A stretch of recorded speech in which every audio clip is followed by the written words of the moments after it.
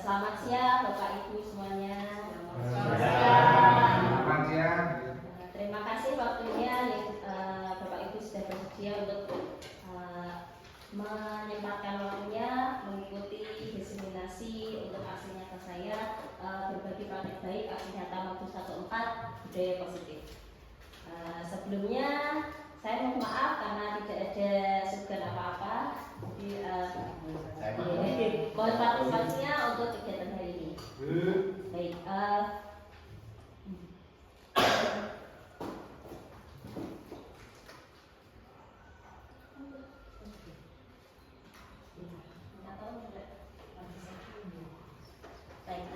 Sebelum memasuki materi selanjutnya, di sini saya ada pertanyaan tematik. Ada 3 pertanyaan. Nanti tolong jawab apakah Bapak Ibu setuju atau tidak. Yang pertama, hukuman itu dapat mendisiplinkan anak. Tidak. Kenapa tidak setuju, Bapak Ibu? Karena dapat menimbulkan rasa trauma pada anaknya. Betul, salah satunya begitu ya. Jadi hukuman itu dapat menimbulkan trauma pada anak.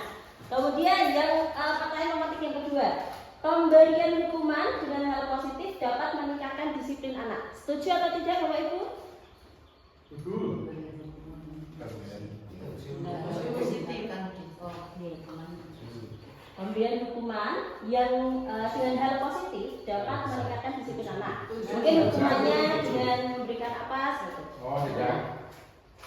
Setuju atau tidak, Bapak Ibu? Ya. Dengan hal positif ya ini, jadi tidak misalkan terlambat hukum untuk berdiri di lapangan dijemur 2 jam, itu kan hal negatif. Kalau ini di hal positif ya. Dan yang ketiga, memberi penghargaan dapat meningkatkan motivasi belajar anak. Setuju atau tidak? Ya. Jadi memberi hadiah, penghargaan itu meningkatkan motivasi belajar anak. Setuju ya? Selanjutnya, di sini ada perubahan paradigma. Jadi ada Anda, A dan B itu diibaratkan Anda sendiri dan teman Anda. Di sini Anda memegang satu benda di tangan Anda. Jadi Anda genggam. Kemudian teman Anda itu mencoba sekuat tenaga untuk mencoba membuka genggaman Anda tersebut. Nah, teman Anda itu membujuk, merayu, memberi hadiah dan sebagainya, berusaha untuk membuka genggaman Anda. Kira-kira kalau benda berharga itu yang Anda genggam, apakah Anda akan membuka kepala tersebut dengan bujuk rayu atau paksaan rayu sebagai teman Anda? Tidak. Kira-kira? Tidak. Kenapa tidak? Karena benda itu berharga bagi saya, maka saya akan melindunginya. Oh begitu. Ada yang tidak setuju? Mungkin ada yang saya biar tak buka. Gitu ada tidak? Ya. Tidak. Oke. Kemudian kira-kira kalau misalkan yang kita genggam itu sebuah kunci ruangan. Anda genggam terus tanpa Anda biarkan teman Anda membuka, jadi ruangan itu tidak bisa dibuka, kira-kira tetap dipertahankan? Tidak. Kalau begitu kira-kira seperti apa? Nah, kalau menurut saya sendiri itu tergantung mungkin situasinya. Jadi benda tersebut itu sebenarnya apakah hanya pentingnya itu untuk kita atau untuk orang lain? Nah, misalkan benda itu mungkin hanya berguna untuk kita, mungkin kita bisa mempertahankannya. Tetapi jika benda itu berguna untuk orang lain, itu kita harus dengan lega hati untuk meminjamkan atau membiarkan benda itu supaya bisa digunakan untuk orang lain. Selanjutnya, kemudian di sini ada filosofi pendidikan dari Ki Hajar Dewantara. Mungkin Bapak Ibu sudah tahu ya. Jadi Ki Hajar Dewantara itu sebagai bapak pendidikan kita itu mempunyai beberapa filosofi yang cukup sangat baik sekali. Yang pertama yaitu bukan tabula rasa. Tabula rasa itu jadi kertas kosong.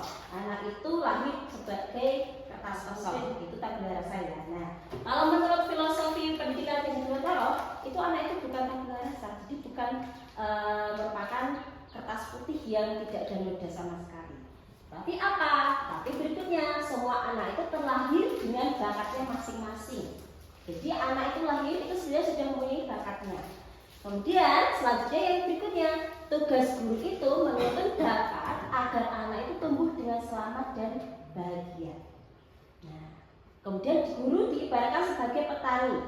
Kenapa petani? Karena yang kita tahu petani itu menanam dimulai dari bibit, kemudian dipupuk, diberi air, kemudian dia bisa tumbuh dengan baik. Kalau buah nanti bisa menghasilkan buah, kalau bunga bisa menghasilkan bunga, dan sebagainya. Itu filosofi guru terhadap anak menurut Ki Hajar Dewantara. Dan selanjutnya ada kodrat alam dan kodrat zaman. Apa itu? Mungkin Bapak Ibu sudah tahu ya. Kodrat alam itu ada yang mau mencoba menjawab?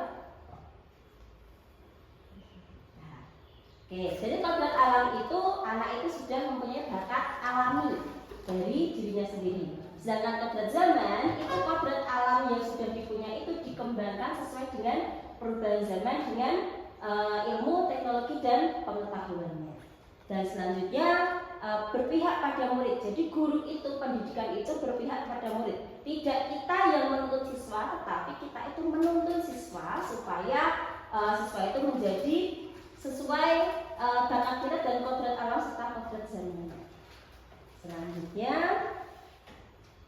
paradigma tentang teori kontrol. Teori kontrol itu jadi kita sebagai guru itu mempunyai teori kontrol, tapi di sini ada 4 ilusi tentang teori kontrol itu. Yang pertama, ilusi bahwa guru itu dapat mengontrol murid. Bisa tidak sebenarnya kita itu mengontrol sepenuhnya seorang anak? Bisa? Nah, selanjutnya ada ilusi bahwa semua penguatan positif, efektif itu bermanfaat. Kemudian ilusi bahwa orang dewasa itu berhak memaksa, serta ilusi bahwa kritik dan membuat rasa bersalah itu mampu menguatkan karakter seorang anak. Selanjutnya,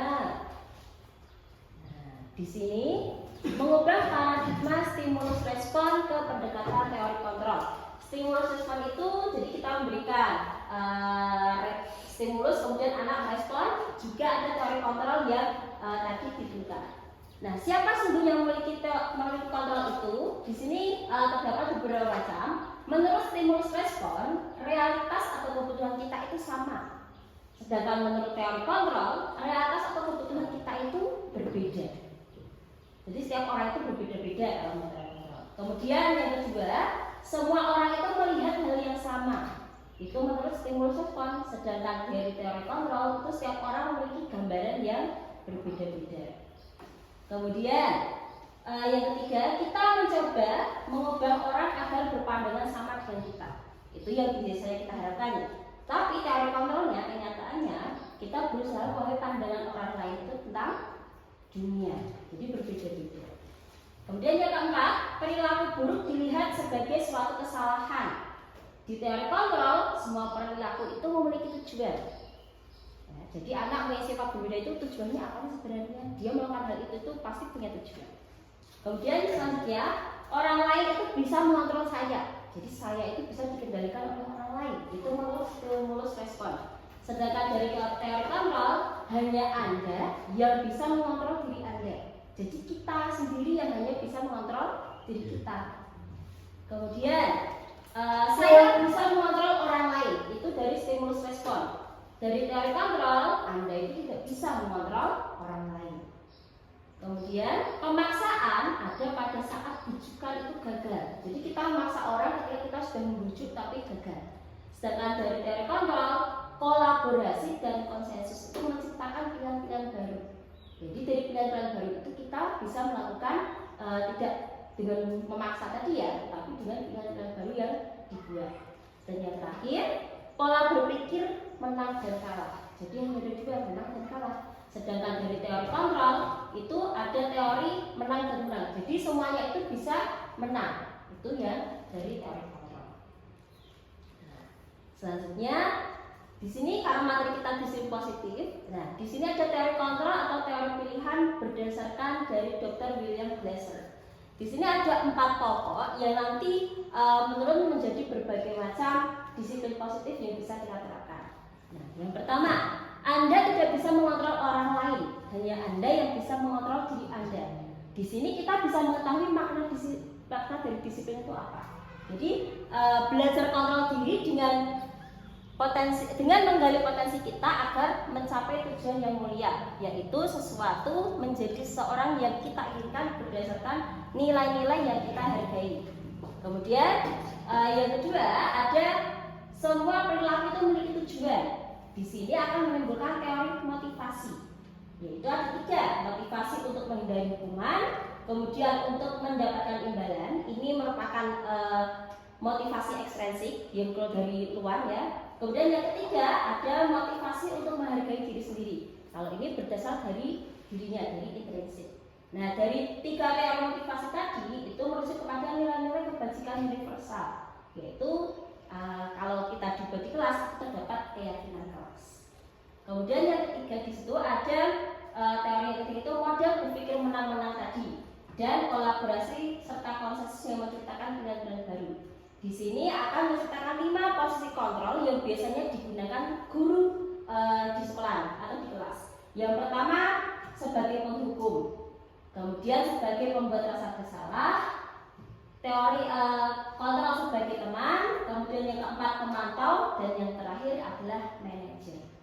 Nah, dari kelima posisi kontrol itu jika kita terapkan, nanti ketika kita menemukan permasalahan pada siswa, misalkan pelanggaran dan sebagainya, kita akan menemukan segitiga restitusi, di mana segitiga restitusi itu bisa kita gunakan untuk menyelesaikan permasalahan. Di sini ada 3 tahapan. Yang pertama menyetabilkan identitas, kemudian validasi kebutuhan, dan yang terakhir menanyakan keyakinan. Kemudian untuk teori kontrol yang terakhir, yaitu realitas atau kebutuhan kita itu berbeda. Kita berusaha memahami pandangan orang lain tentang dunia, bahwa setiap orang itu memiliki gambaran yang berbeda.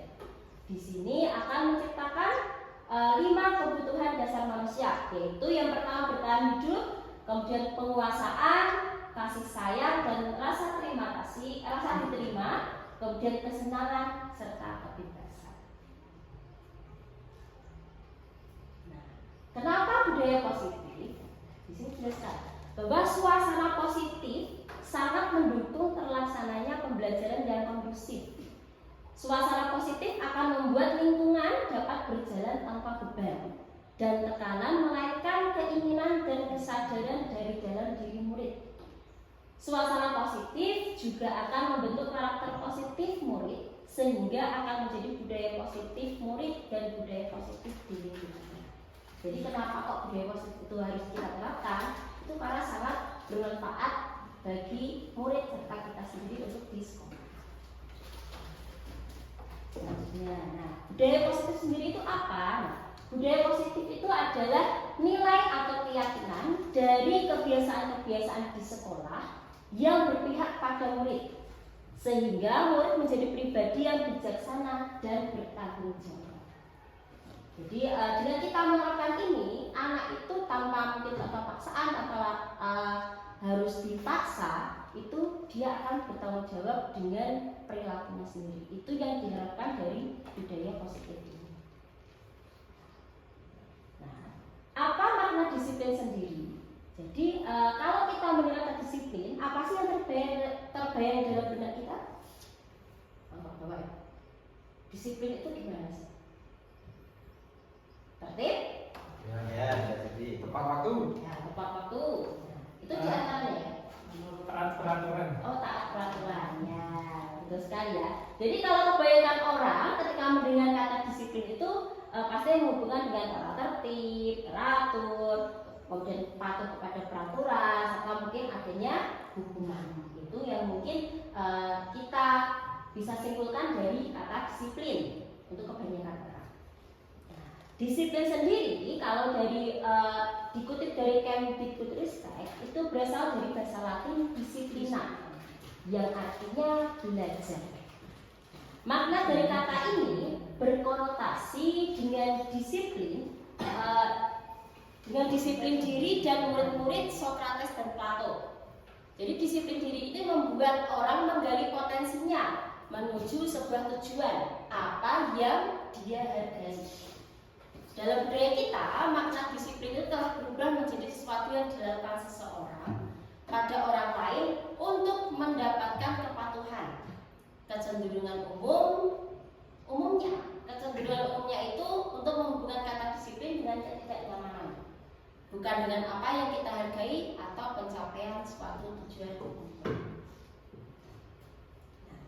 Disiplin positif, pendekatan yang dilakukan untuk mendidik anak melalui kontrol diri dan pembentukan kepercayaan diri. Di sini ada 3 macam. Yang pertama, tanpa kekerasan dan tanpa ancaman, melainkan komunikasi tentang perilaku secara efektif antara guru dan murid. Kemudian yang kedua, murid diajarkan untuk memahami konsekuensi dari perilaku mereka dan menumbuhkan rasa tanggung jawab.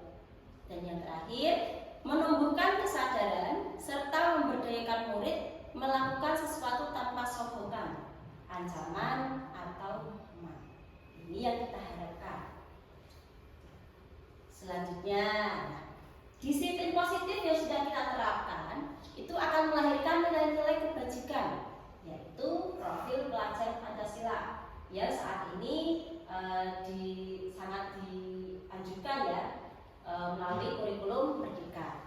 Pelajaran Pancasila seperti yang kita tahu itu memiliki 6 dimensi, dimulai dari beriman, bertakwa kepada Tuhan Yang Maha Esa, kemudian ada mandiri, bernalar kritis, kreatif, bergotong royong, serta kebinekaan global. Kemudian teori motivasi manusia. Nah, di sini ada 3 hal nanti yang berhubungan dengan apakah motivasi itu eksternal atau internal, berasal dari dirinya sendiri atau dari orang lain. Yang pertama, untuk menghindari ketidaknyamanan atau hukuman, apa yang akan terjadi apabila saya tidak melakukannya, itu berasal dari motivasi eksternal. Kemudian yang kedua, untuk mendapatkan imbalan dari orang lain. Jadi kita melakukan sesuatu itu untuk mendapatkan imbalan atau hadiah. Apa yang akan saya dapatkan apabila saya melakukannya, itu juga dari dari motivasi eksternal dari luar. Yang terakhir, untuk menghargai dirinya sendiri. Jadi saya itu akan menjadi orang seperti apa apabila saya melakukannya, itu berasal dari dirinya sendiri, tanpa paksaan dari luar, tanpa ada imbalan dan sebagainya. Selanjutnya, nah di sini tentang perbedaan hukuman dan konsekuensi. Nanti kalau bisa dijawab, apakah itu termasuk hukuman atau konsekuensi? Yang pertama, mencatat 100 kali di dalam buku dengan kalimat saya tidak akan terlambat lagi karena terlambat sekolah. Hukuman atau konsekuensi? Hukuman. Yang kedua, lari mengelilingi lapangan basket 2 kali karena terlambat hadir di sekolah. Hukuman. Yang ketiga, murid diminta untuk push up 15 kali karena tidak menggunakan masker di sekolah. Yang ketiga, menggantikan kertas tugas teman yang telah dicoret-coret.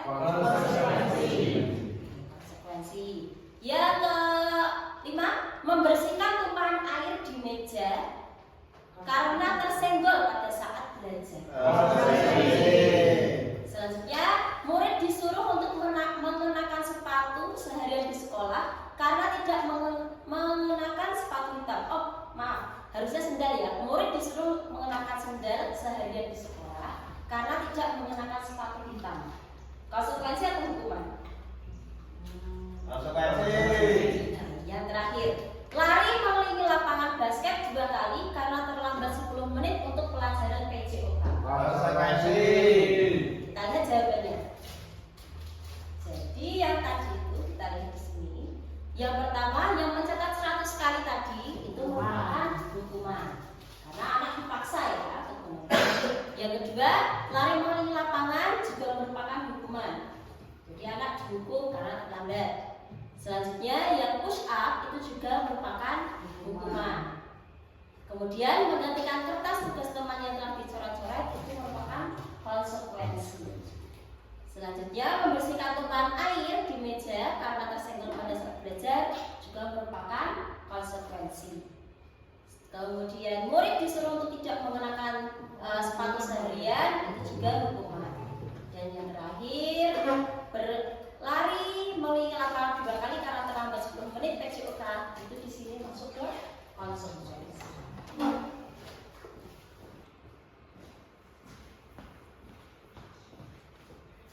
Perbedaan hukuman dan konsekuensi. Di sini terdapat perbedaan. Apa sih konsekuensi dan hukuman itu, bedanya di mana?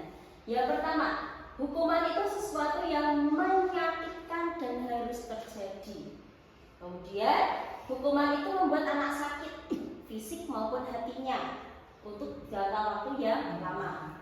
Kemudian hukuman itu, anak membenci kedisiplinan. Dengan adanya hukuman, jadi anak itu akan membenci dengan kedisiplinan yang ada. Kemudian hukuman itu bersifat paksaan.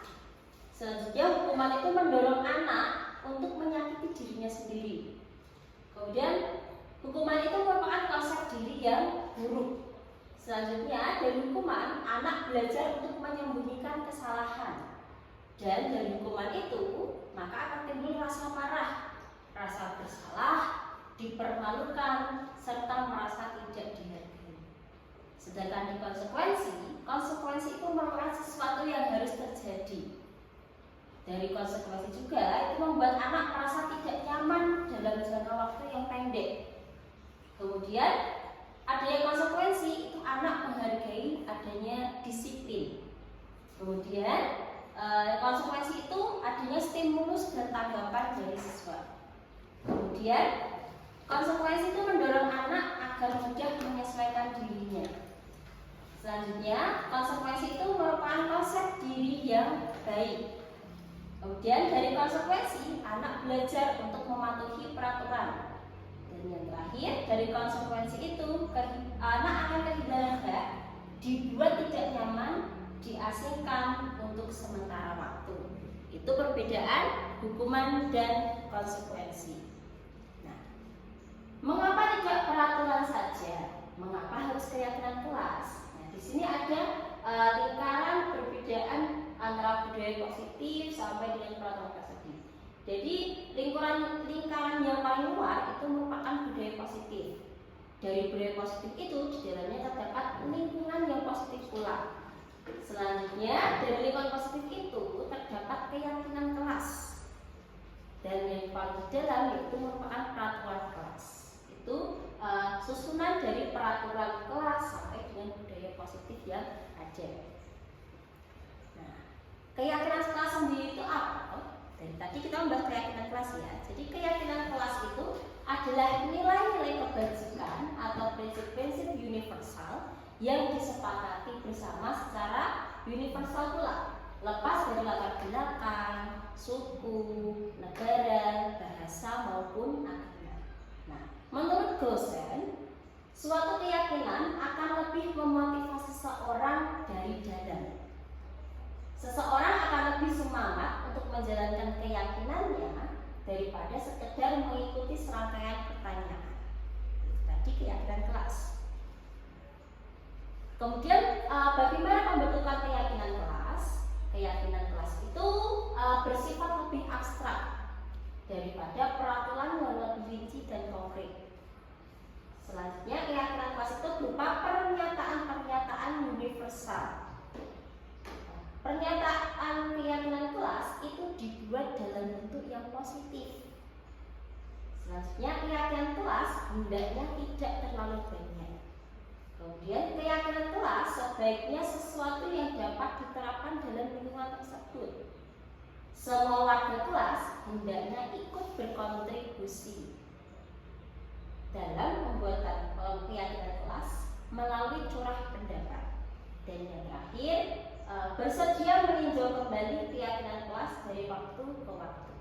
Jadi keyakinan kelas ini dibuat melalui kesepakatan bersama, melalui musyawarah di kelas, sehingga anak itu atau peserta didik itu ikut menyampaikan pendapatnya, keyakinan apa sih yang mereka ingin tuangkan dalam keyakinan kelas yang mereka buat.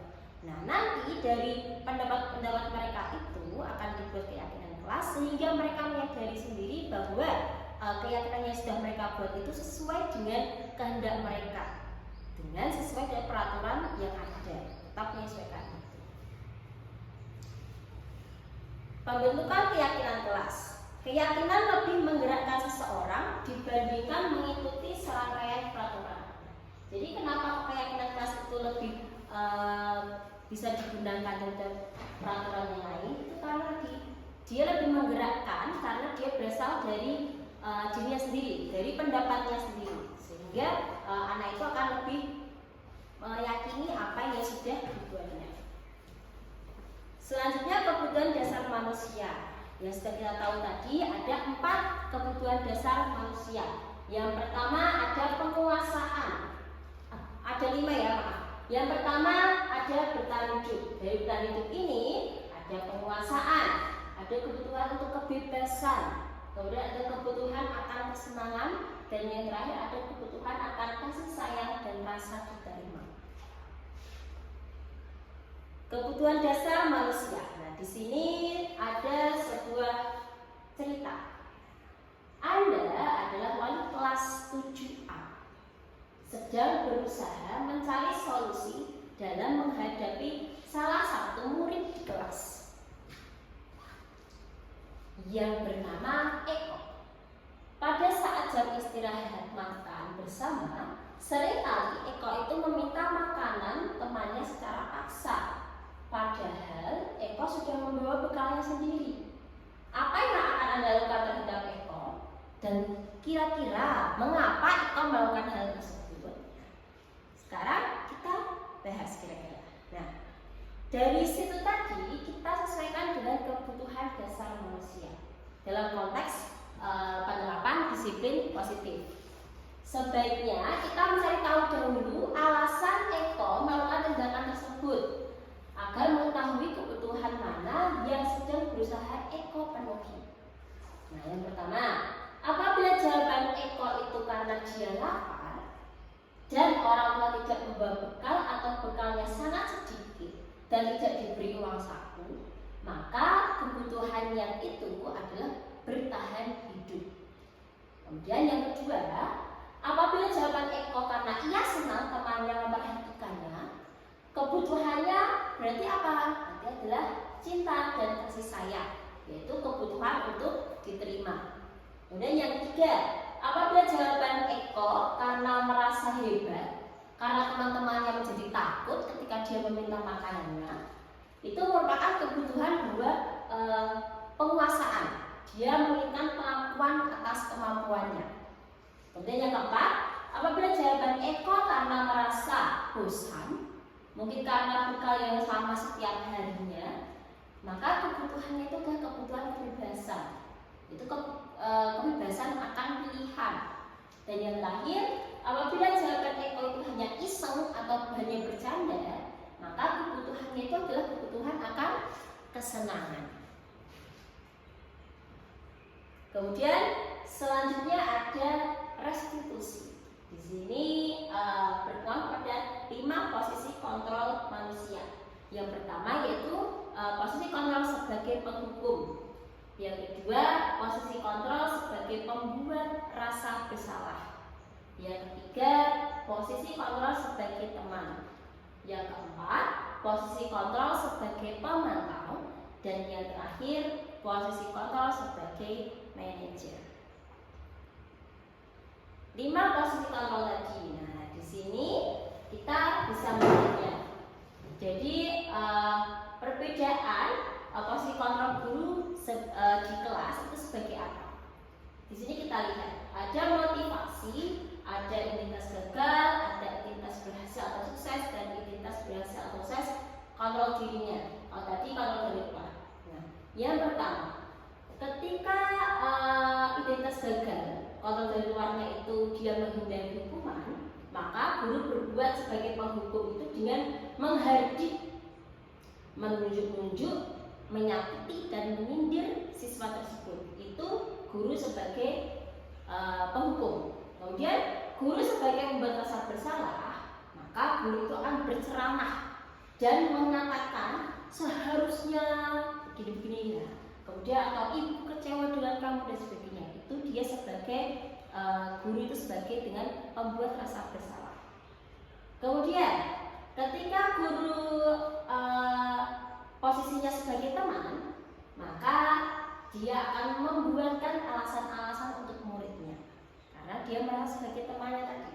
Kemudian ketika sebagai pemantau, maka guru akan menghitung dan mengukur kesalahan anak tersebut itu seperti apa atau sampai mana. Itu ya. Kemudian yang terakhir sebagai manajer, maka guru itu akan berusaha mengajukan pertanyaan-pertanyaan kepada si murid tentang kesalahan apa yang mereka perbuat. Kemudian mencari solusi bersama. Itu sebagai manajer. Selanjutnya, guru berkata, dari penghukum itu maka kalau kamu tidak melakukannya, awas, rasakan. Itu sebagai penghukum. Kemudian identitas yang gagal sebagai sebuah murid. Sebagai orang pembuat rasa bersalah, kamu seharusnya kamu sudah tahu ibu lelah sekali mengatakannya. Ibu stres. Jadi seakan-akan guru itu sudah menjelaskan sebagaimana, tapi murid itu belum mau menyesuaikan dengan kemauan guru, sehingga murid itu dibuat menjadi dia itu menyesali sesuatunya sehingga dia merasa bersalah. Kemudian sebagai teman, maka guru akan berkata berbeda lagi. Ayolah, lakukan semua itu demi ibu. Kemudian masa kalau tidak mau, ingat ibu tidak pernah loh seperti ini, tidak pernah tidak membantu kamu. Itu sebagai teman. Kemudian sebagai pemantau, itu guru akan berkata, apa peraturannya? Guru itu hanya memantau anak itu sesuai dengan peraturannya. Jadi dia akan langsung tanya, apa peraturannya? Kemudian murid akan memahami sendiri. Kemudian sebagai manajer, itu guru akan berbeda lagi. Dia akan mengatakan, misalkan apa yang sudah kita yakini, kemudian apa yang bisa kita lakukan atau kita kerjakan untuk memperbaiki kesalahan ini. Itu guru sebagai manajer. Selanjutnya, hasilnya apa ketika guru menjadi penghukum? Hasilnya adalah murid itu akan memberontak, akan menyalahkan orang lain, kemudian berbohong. Itu ketika guru bersikap sebagai penghukum. Kemudian ketika guru menjadikan murid itu pembuat rasa bersalah, maka hasilnya adalah murid itu akan menyembunyikan, akan menyangkal, kemudian juga berbohong. Jadi supaya guru tidak tahu itu hasilnya.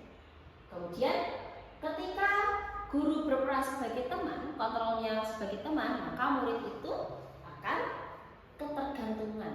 Ya, karena lama-lama karena dimaklumi, kemudian guru bersikap sebagai teman, selayaknya teman, maka hasilnya kalau dia berlaku seperti itu, maka murid akan ketergantungan terhadap guru tersebut. Dan sebagai pemantau, jika guru sebagai pemantau, maka hasil yang akan dia terima dari murid itu, murid akan menyesuaikan dirinya bila diawasi. Bagaimana ketika tidak diawasi? Mungkin dia akan berbuat hal yang sama. Kemudian bagaimana ketika guru memposisikan dirinya sebagai manajer, maka hasilnya murid itu akan menguatkan pribadinya. Jadi pribadi murid tadi itu lebih kuat lagi karena dia sudah menyadari dengan posisi guru sebagai manajer tadi menyadarkan siswanya, kemudian siswa juga introspeksi. Jadi dia akan menyadari seperti apa. Kemudian kaitannya dengan dunia yang berkualitas. Ketika guru sebagai penghukum, apa sih yang akan murid lakukan? Nah, murid akan meletakkan guru itu di luar dunia yang berkualitas. Guru menghukum terus dan tidak mau, seperti itu. Kemudian ketika guru memposisikan sebagai pembuat rasa bersalah, maka kaitannya itu murid akan meletakkan guru dalam dunia yang berkualitas. Kalau tadi sebagai penghukum itu di luar, sebagai pembuat bersalah itu maka posisi guru berada di dalam. Kemudian ketika guru berperan sebagai teman, maka murid akan meletakkan guru di dalam sebagai orang yang sangat penting di dunianya yang berkualitas itu. Karena tadi dia akan ketergantungan, maka dia akan tetap melibatkan guru tersebut dalam lingkungannya. Kemudian ketika guru sebagai pemantau, maka murid akan meletakkan guru itu sebagai peraturan dan hukum di dunia yang berbatasnya. Karena dipantau terus oleh guru, maka posisi guru tetap jalan, tapi sebagai peraturan dan hukum. Sedangkan ketika sebagai manajer, maka posisi guru itu akan diletakkan, murid akan meletakkan dirinya sendiri sebagai individu yang positif di dalam dirinya, yang di dalam dunianya yang berkualitas. Dia memposisikan dirinya sendiri. Kemudian, ketika guru sebagai penghukum, murid itu akan berkata seperti apa? Nah, salah satunya, murid itu mungkin akan berkata, biarkan saja, nanti juga marah-marah lagi.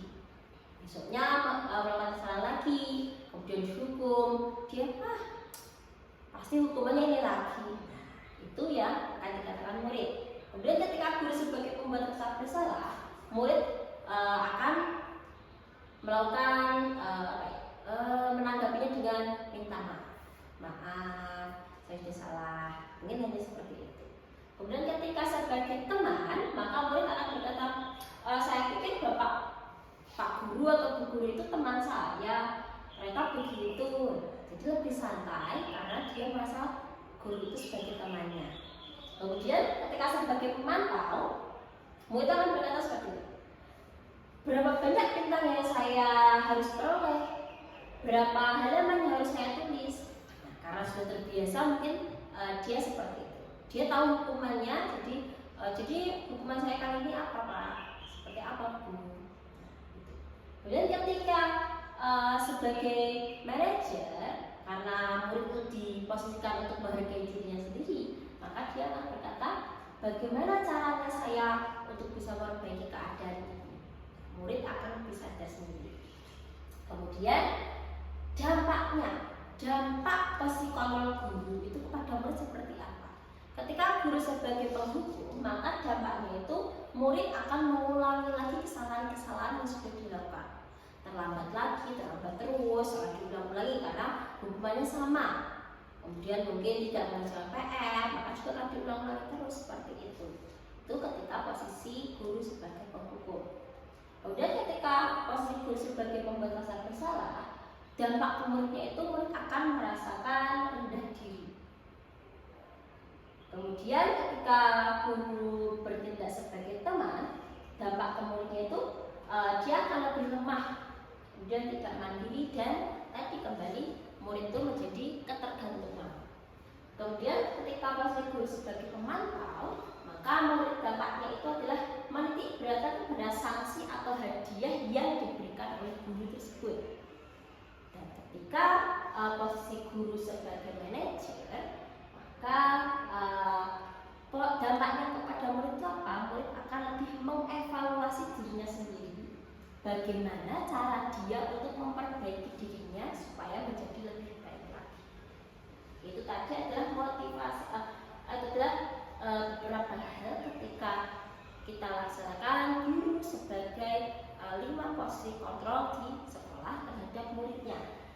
Jadi akan ketika menjadi penghukum atau pembuat kesalahan bersalah, itu murid itu akan mendapatkan identitasnya yang gagal. Nah, dia mendapat kontrol dari luar. Kemudian sebagai teman pemantau, itu identitasnya cukup berhasil atau sukses, namun tetap mendapatkan kontrol dari luar. Sedangkan ketika guru sebagai manajer, itu murid akan lebih menghargai dirinya sendiri, sehingga dia identitasnya itu lebih berhasil dan sukses karena mendapatkan kontrol dirinya sendiri. Selanjutnya, segitiga restitusi. Apa segitiga restitusi itu?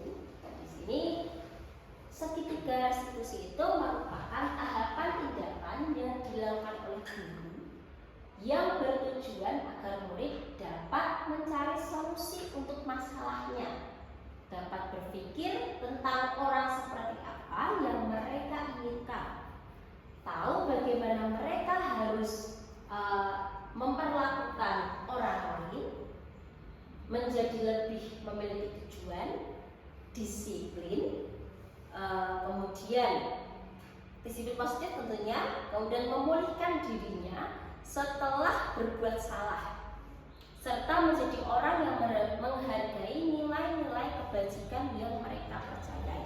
Itu tujuan dari segitiga restitusi. Kemudian ciri-ciri restitusi itu seperti apa? Jadi ada beberapa macam ciri-ciri dari restitusi. Yang pertama, bukan menebus kesalahan.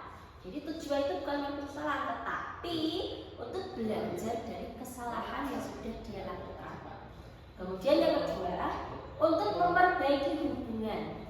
Hubungan apa? Mungkin antara guru dengan murid, antara murid dengan murid, dan sebagainya. Kemudian yang ketiga, ciri restitusi itu adalah sebagai tawaran, bukan sebagai paksaan.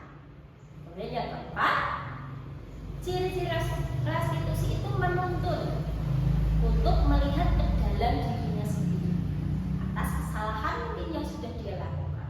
Kemudian yang kelima, ciri restitusi itu untuk mencari kebutuhan dasar yang mendasari kebutuhannya. Selanjutnya, restitusi diri adalah cara yang paling baik. Kemudian restitusi itu fokus pada karakter, bukan pada tindakan. Selanjutnya, restitusi juga fokus pada solusi. Yang terakhir, restitusi itu mengembalikan murid yang berbuat salah pada kelompoknya. Nah, seperti apa? Jadi segitiga restitusi itu seperti ini. Yang pertama tadi kita akan menstabilkan identitasnya. Kemudian menstabilkan identitas itu seperti apa? Jadi di sini ada bisa dinyatakan bahwa setiap orang itu pasti pernah melakukan kesalahan. Kamu bukan satu-satunya yang pernah melakukan hal ini. Itu dengan menstabilkan identitas. Kemudian yang kedua, validasi tindakan yang salah. Jadi kita akan validasi kesalahan apa yang sudah dilakukan oleh anak tersebut. Dengan misalkan, kamu tentu punya alasan mengapa melakukan hal tersebut. Kemudian, adakah cara yang efektif untuk mendapatkan apa yang kamu butuhkan? Itu validasi kesalahan yang salah. Selanjutnya, menanyakan keyakinan. Itu yang pasti terakhir. Nah, di sini kita akan mengembalikan anak tersebut ke keyakinan kelas apa yang telah kita sepakati. Jadi kita akan mengembalikan anak tersebut kepada keyakinan kelas yang sudah dibuat. Atau bisa kamu ingin menjadi orang yang seperti A, atau itu merupakan segitiga restitusi. Jadi salah satu cara untuk menyelesaikan permasalahan yang dihadapi oleh siswa. Selanjutnya, yang pertama, mentalitas kita sebut. Nah, berdasarkan prinsip membuat kesalahan adalah bagian dari proses pembelajaran. Jadi menstabilkan identitas itu, jadi kesalahan itu memang bagian dari proses pembelajaran. Kita tidak menyalahkan siswa tersebut, tetapi kita mencoba membuka, menyadarkan anak, oh enggak apa-apa kok kesalahan itu. Kemudian dengan menstabilkan identitas itu berperan menggeser identitas murid dari yang identitasnya yang lagi dianggap gagal menjadi identitas yang sukses. Dan selanjutnya, jangan mengkritik murid. Nah, jadi di menstabilkan identitas itu kita tidak boleh mengkritik murid yang sedang mengalami kegagalan tadi. Nah, dari sini kita bisa mengajukan pertanyaan-pertanyaan. Contohnya, membuat kesalahan itu wajar. Manusia tidak ada yang sempurna. Kemudian kita bisa memperbaiki masalah ini. Tidak menanyakan kesalahan. Nah, di sini tidak menanyakan kesalahannya, tapi kita fokus untuk memperbaiki masalah. Kemudian tahap yang kedua yaitu validasi tindakan yang salah. Nah, maksudnya validasi seperti apa? Di sini kita berdasarkan prinsip perilaku berupaya memenuhi kebutuhan tertentu. Jadi kita berupaya untuk memenuhi kebutuhan siswa tersebut. Selanjutnya, guru itu kan bergeser dari pemikiran stimulus respon menjadi proaktif. Dan yang terakhir, kita akan mengenali dan mengakui kebutuhan murid ini dapat memperbaiki hubungan dengan murid. Nah, beberapa contoh pertanyaan yang bisa kita gunakan ketika kita memvalidasi tindakan yang salah terhadap murid, yaitu yang pertama, kita bisa mengatakan seperti ini. Kamu bisa saja bertindak lebih dari itu. Kemudian kamu bukan melakukannya tanpa sebuah alasan tertentu. Selanjutnya kamu melakukannya karena mempertahankan sesuatu yang penting, atau kamu bisa mempelajari sesuatu yang lebih efektif. Bersediakah kamu mempelajarinya? Nah, itu tadi merupakan tahap yang kedua dari segitiga restitusi. Nah, tahap yang terakhir yaitu menanyakan keyakinan. Menanyakan keyakinan di sini kita melalui kayak kontrol melihat bahwa pada dasarnya kita termotivasi secara intrinsik, dan saat dilakukan validasi dan kita setelah sukses dan stabil, maka muridlah siap mengaitkan keyakinannya dengan tindakan yang salah. Nah, dari sini kita bisa membuat beberapa pertanyaan. Ada misalkan sebagai keluarga atau kelas, apa yang kita yakini? Atau nilai-nilai apa yang telah kita sepakati bersama? Atau seperti apa gambaran yang ideal bagi kamu? Dan yang terakhir, kamu ingin menjadi orang yang seperti apa? Nah, itu tahap yang ketiga, yaitu menanyakan keyakinan. Jadi ketika kita sudah membuat keyakinan, fungsinya nanti adalah bisa kita gunakan dalam segitiga restitusi, sehingga murid itu tidak merasa bahwa dia dihukum, tetapi dia diajak ngobrol bersama untuk menyelesaikan masalah. Tadi merupakan pembahasan kita tentang segitiga restitusi.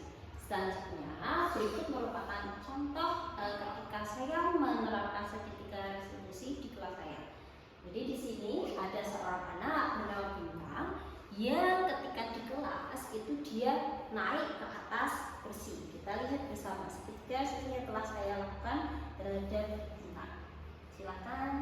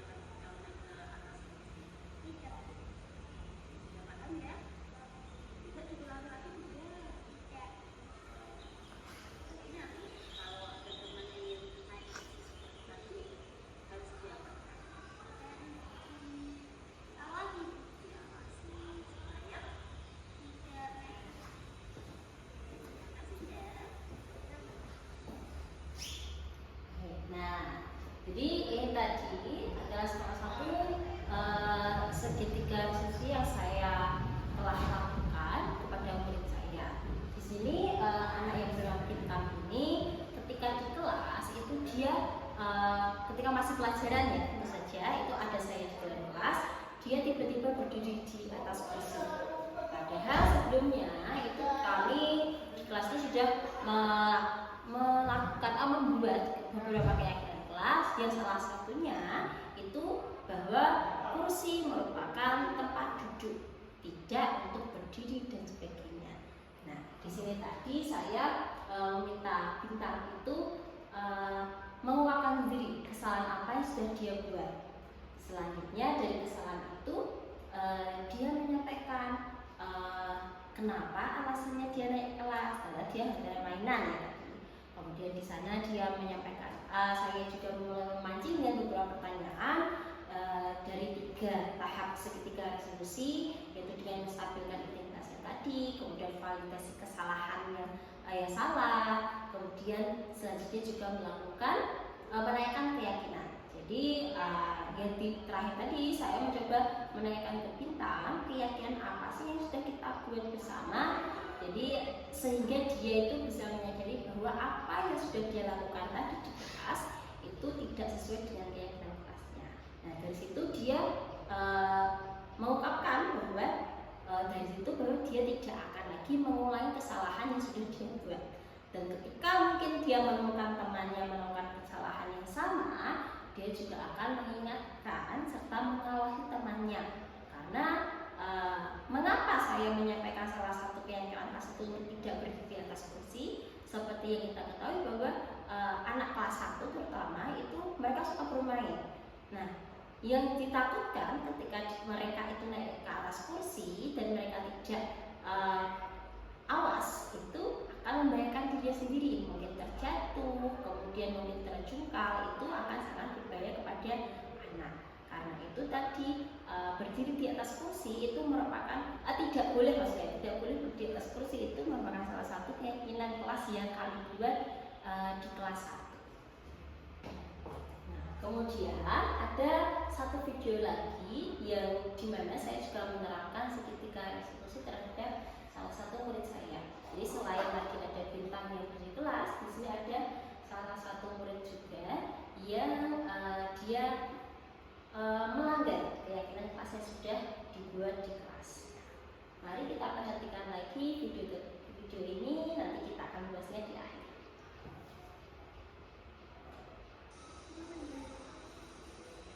Selamat pagi, Dani. Tahu tidak kamu kenapa dia pada di sini? Kamu ingat waktu di kelas tadi? Tadi apa? Tadi kamu kenapa di kelas? Berteriak. Waktu berteriak. Kira-kira kamu berteriak seperti itu loh. Dari kapan ini? Oh iya kan kemarin kan seperti itu ya. Ada yang perbuatan baik dan perbuatan ya. Kira-kira kamu berteriak seperti itu perbuatan yang baik apa tidak? Tidak. Nah, kalau seperti itu,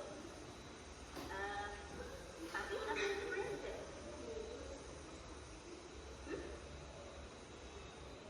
Sama temannya itu kan tidak. Kamu ini kalau seperti itu kan tidak baik kita punya. Kira-kira kalau berteriak itu akibatnya apa ya?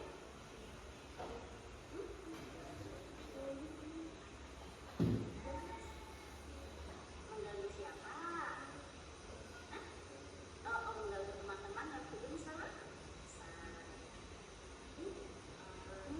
Sebenarnya kan kalau bersuara itu nggak apa-apa ya. Tapi yang tidak baik itu kalau tidak kalau teriak. Nah, kira-kira kamu ingat tidak waktu itu gurunya di kelas ada kesepakatan dengan keyakinan kelas kalau berteriak itu tidak hah? Iya tidak. Jadi diulangi lagi apa tidak ya seperti itu? Tidak. Kira-kira kamu nanti kalau ada teman yang berteriak seperti itu kamu marah tidak? Tidak. Iya. Ini boleh diulang apa tidak?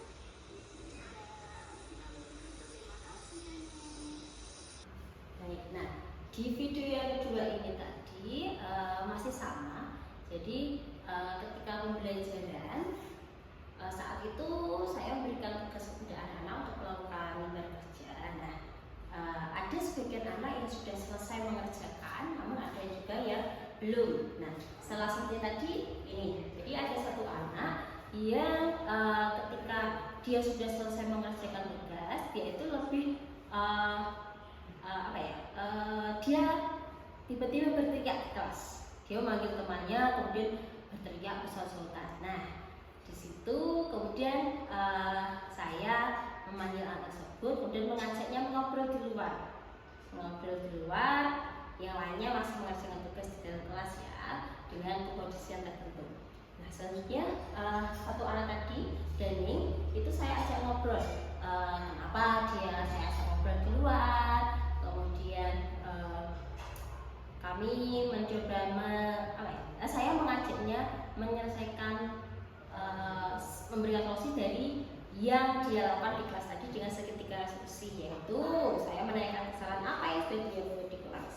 Saya tidak langsung kamu bisa, tidak. Jadi saya mengajari ngobrol. Tahu enggak kenapa tadi saya Bu Guru ajak ke sini? Kamu tadi di kelas itu apa ya? Dia kemudian dia menyadari kesalahannya. Jadi dia tadi berteriak katanya. Kemudian dari situ saya mencoba menggali lagi, mengapa sih tadi dia berteriak di kelas, kemudian gunanya untuk apa, dan sebagainya.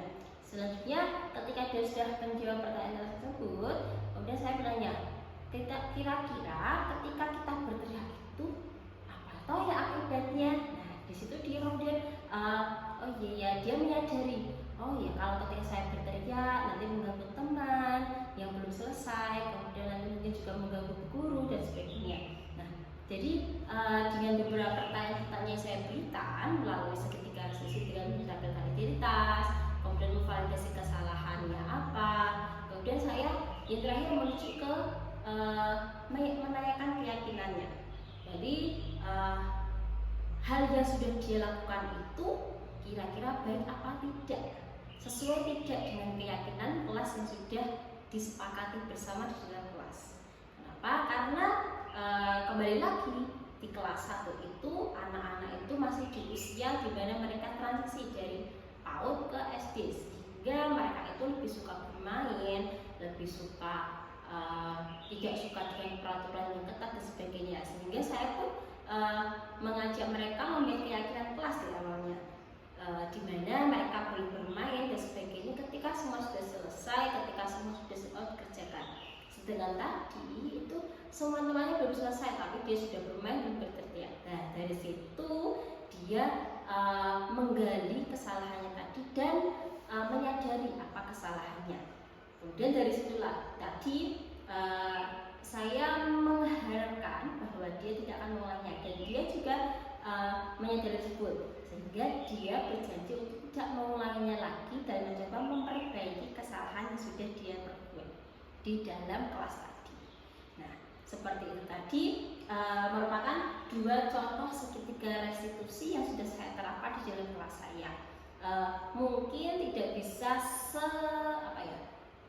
sebaik yang sudah dilakukan oleh lain, karena saya menerapkan segitiga restitusi ini di kelas 1, sehingga anak itu ketika diberikan pertanyaan secara saklek atau secara yang runtut itu mungkin belum bisa menjawab dengan baik, sehingga pertanyaan-pertanyaan yang saya gunakan itu memang masih seputar dengan segitiga restitusi dengan 3 tahap tadi, yaitu menstabilkan identitas, memvalidasi kesalahannya, kemudian menaikkan keyakinan, tetap sesuai dengan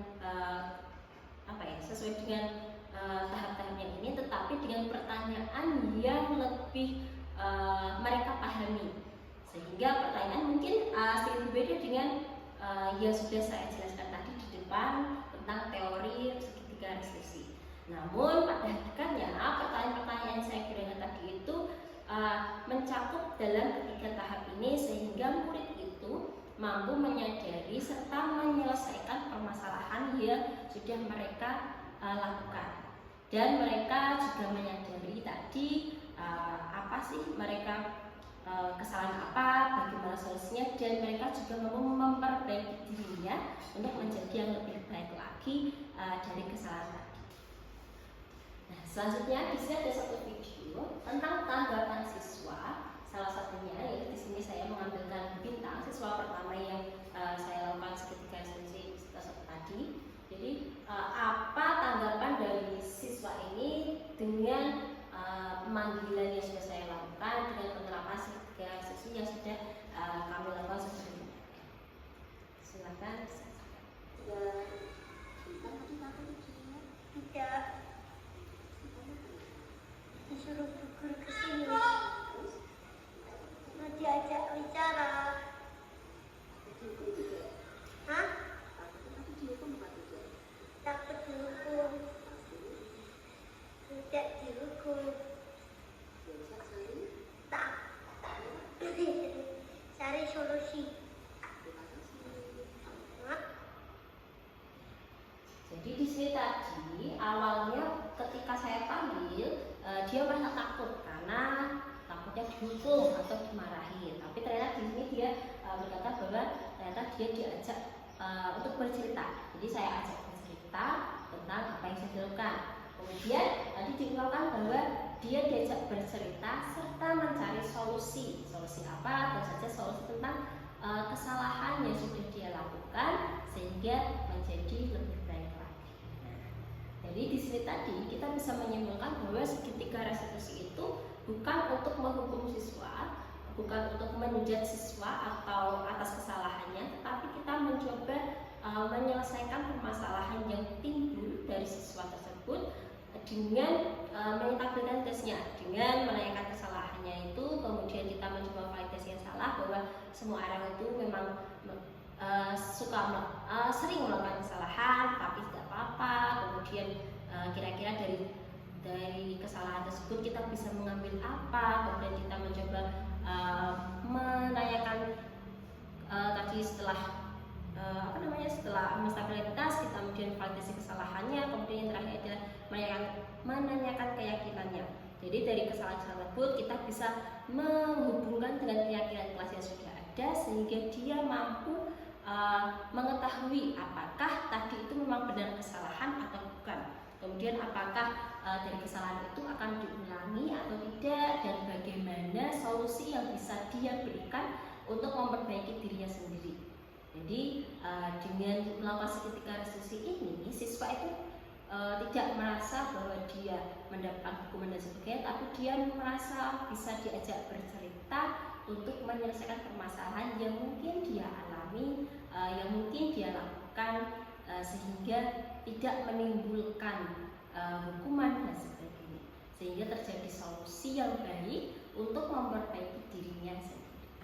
Demikian tadi diseminasi tentang budaya positif yang bisa saya sampaikan kepada Bapak Ibu guru semua.